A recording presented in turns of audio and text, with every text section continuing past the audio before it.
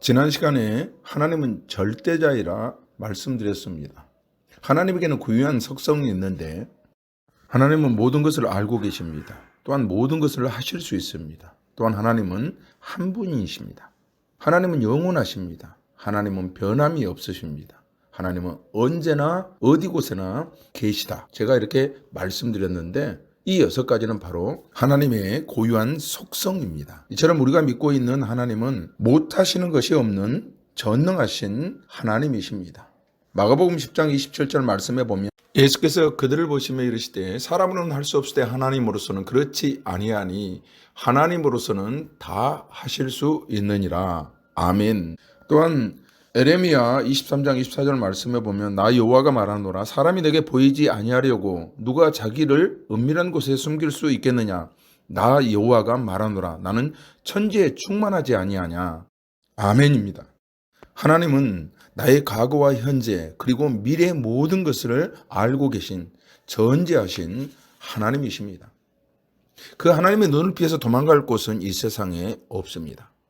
왜냐하면 하나님은 어디에나 계시는 전지하시는 하나님이시기 때문에 그렇습니다. 또한 우리는 정해진 시간 안에 유한하지만 하나님은 영원하신 분입니다. 그분은 회전하는 그림자도 없으실 만큼 절대 변하지 않는 불변의 하나님이십니다. 또한 하나님은 도덕적인 성품도 가지고 계십니다. 하나님은 거룩하시다 말씀하셨습니다. 베드로전서 1장 16절 말씀해 보니까 기록하였을 때 내가 거룩하니 너희도 거룩할지어다 하셨느니라. 아멘. 하나님은 이처럼 거룩하신 분입니다. 악한 것과 간사한 것이 없는 거룩하신 하나님은 죄를 미워하십니다. 또한 하나님은 공의로우신 하나님이십니다. 신명기 32장 4절 말씀해 보니까 그는 반석이시니 그의 공덕이 완전하고 그 모든 길이 공평하며 진실무망하신 하나님이시니 공의로우시고 정직하시도다. 아멘.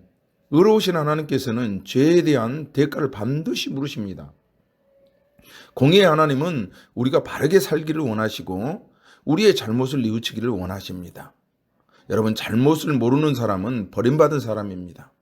잘못을 모르는 사람은 양심에 화인받은 사람입니다. 또한 하나님은 사랑이십니다. 요한일서 4장 16절 말씀해 보니까 하나님이 우리를 사랑하시는 사랑을 우리가 알고 믿었노니 하나님은 사랑이시라. 사랑 안에 거하는 자는 하나님 안에 거하고 하나님도 그 안에 거하시느니라. 아멘. 또한 요한복음 3장 16절 말씀해 보면 하나님이 세상을 이처럼 사랑하사 독생자를 주셨으니 이는 저를 믿는 자마다 멸망치 않고 영생을 얻게 하려 하심이니라. 여러분, 요한복음 3장 16절 말씀은 성경의 핵심적인 보석 중에 보석과 같은 요절의 말씀입니다. 하나님을 떠난 죄인을 구원하시는 대사업은 하나님 편에서 착수하셨고 구속하는 방법으로 그 독생자를 세상에 보내서 십자가에 다는 것이었습니다. 그런데 그 구속 사업의 동기는 어디까지나 하나님의 무한하신 사랑에서 나온 것이라는 말씀입니다. 그러므로 나는 아버지이신 하나님을 믿는다는 이 신앙 고백을 하는 것은 곧 하나님께서 예수 그리스도를 통하여 사랑의 아버지로서 죄인된 나를 찾아오시는 은혜를 감사와 신뢰로서 응답하고 받아들인다는 뜻입니다. 믿으십니까? 하나님은 영이시면서 인격을 가지셨습니다. 하나님은 영이십니다. 요한복음 4장 24절 말씀에 보면 하나님은 영이시니 예배하는 자가 신령과 진정으로 예배할지니라. 아멘. 하나님은 영이시기 때문에 예배하는 자는 참 마음과 진정한 마음으로 예배하라는 이 말씀입니다. 또한 하나님은 인격을 가지셨다 이렇게 표현했는데 인격이란 영어로 personality, 성격과 지적인 능력과 도덕적인 요소가 추가된 포괄적 성품을 이야기하고 있는데 또한 이 성격은 기분과 태도와 의견을 포괄하고 있습니다. 이 성격에는 상호작용의 특징이 있는데 그것은 집단에서만 발견된다는 것입니다. 혼자 있을 때는 알 수 없지만 내 성격이 어떠한지, 그러나 사람과 교제와 교류를 통해서 나의 성격이 발견된다는 이 말씀입니다. 또한 이 도덕적인 요인이라는 것은 선악과 진리를 판단할 수 있는 양심의 기준을 이야기하고 있는 것이지요. 그래서 이 인격이라는 것은 성격과 우리가 알고 있는 것과 그리고 도덕적 요인이 추가돼서 갖추어진 사람의 성품, 이것을 바로 인격이라 이렇게 말할 수 있습니다. 하나님이 이런 인격을 우리와 같이 갖고 있다는 말씀입니다. 또한 영이신 하나님을 아는 것은 영으로만 알 수 있는 것입니다. 고린도전서 2장 10절부터 11절 말씀해 보니까 오직 하나님이 성령으로 이것을 우리에게 보이셨으니 성령은 모든 것 곧 하나님의 기쁜 것이라도 통달하시느니라. 사람의 사정을 사람의 속에 있는 영 외에는 누가 알리요? 이와 같이 하나님의 사정도 하나님의 영 외에는 아무도 알지 못하느니라. 아멘. 그렇다면 보이지 않는 영이신 하나님을 우리가 어떻게 알고 예배할 수 있겠습니까? 예수를 그리스도로 고백하는 사람들 속에 계시는 성령을 통하여 우리는 영이신 하나님을 더욱 깊이 알게 되는 것입니다. 또한 하나님께서 인격을 지으셨다, 이 말의 뜻이 무엇이겠습니까? 아는 능력을 갖고 계시고 또 활동하고 계신다, 이 말씀입니다. 여러분, 인격은 아는 능력을 가집니다. 하나님은 그의 우주를 아시며 당신에 속한 자녀들을 알고 계시다는 이 말씀이지요. 하나님은 아버지로서 우리에게 다가오시는 인격적인 분이시며 우리의 모든 필요와 상황을 아시는 분이십니다. 하나님은 마음의 생각을 품으시고 드러내시기도 하십니다. 때로는 슬퍼하시기도 하시며 화내기도 하시며 가슴 아파하시기도 하십니다. 하나님께서 나를 위하여 눈물을 흘리신다는 것을 상상해 보셨습니까? 하나님께서 감정을 드러내시는 것은 우리를 사랑하시기 때문에 그렇습니다. 또한 인격이란 말은 활동하신다는 뜻도 있습니다. 하나님은 이 세상을 지으신 후 방관하시는 분이 아니십니다. 하나님을 인격적이라고 고백하는 것은 우리의 모든 삶 속에 일하심을 말하는 것입니다. 또한 하나님의 이름과 우리와 어떤 관계성이 있을까요? 우리는 하나님의 이름을 부르며 하나님과 교제를 갖습니다. 우리가 하나님을 호칭할 때 사용하는 하나님의 이름은 자연스레 우리 마음으로 고백하는 하나님의 이미지와 관련되어 있습니다. 우리는 때로 야훼, 여호와, 엘로힘 이렇게 고백할 때가 있습니다. 여러분, 엘로힘은 힘을 주시는 분, 모든 능력을 가신 분, 이렇게 고백하는 뜻이 있습니다.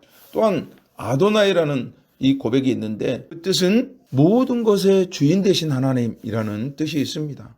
야훼, 여호와, 유대인에게 가장 중요하고 보편적으로 사용했으나 감히 부를 수 없는 하나님의 이름이어서 주님으로 읽었습니다. 이 명칭과 함께 사용된 것이 무엇이 있습니까? 아바, 바로 아버지라는 뜻이죠. 어린아이가 솔직하고 기탄 없이 신뢰와 친밀성을 가지고 아버지를 부르는 이 일상적인 가정 용어를 감히 하나님께 적용하였다는 사실이 참으로 놀랐습니다. 이게 바로 기독교적 특징입니다.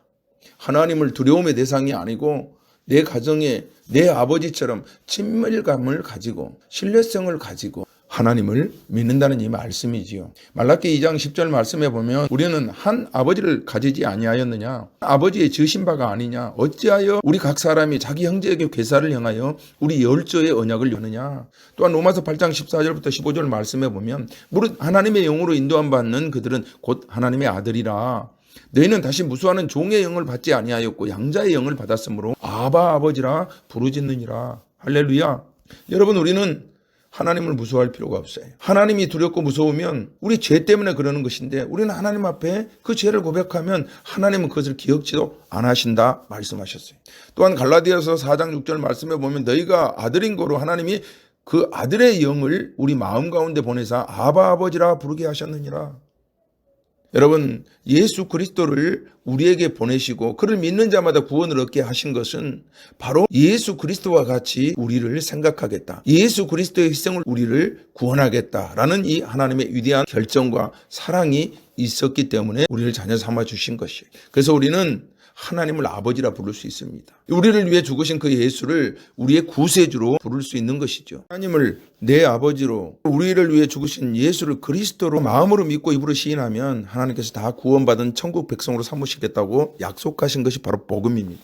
우리는 이 복음으로 말미암아 우리 죄를 사함받고, 이 복음으로 말미암아 새로운 인생을 살게 되고, 이 복음으로 말미암아 우리가 영생의 길을, 믿음의 길을 갈 수 있는 것입니다. 사랑하는 형제 자매 여러분, 하나님은 여러분에게 어떤 분이십니까?